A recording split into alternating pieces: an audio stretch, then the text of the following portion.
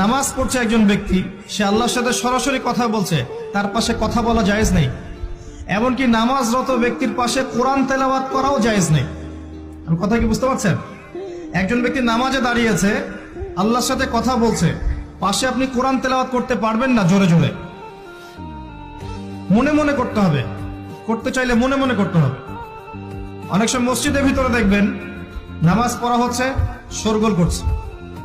নবী সাল্লাল্লাহু আলাইহি ওয়াসাল্লাম বলেছিলেন, আখিরুজ জামানে, তিরমিজিতে আছে হাদিসটা, আখিরুজ জামানে ইসলামের নামটুকু থাকবে, ইসলামের প্রকৃত বিষয়গুলো থাকবে না।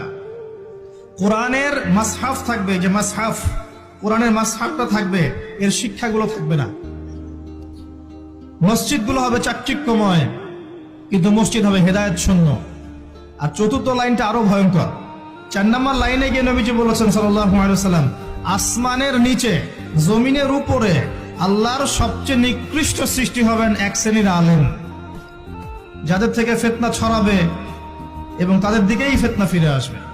তিরমিজির মধ্যে হাদিসটা আছে, যে কোনো আলেমকে জিজ্ঞাসা করেন এটা কোন শ্রেণীর আলেম, এটা বোঝার জন্য আপনার পিএইচডি করার দরকার নাই।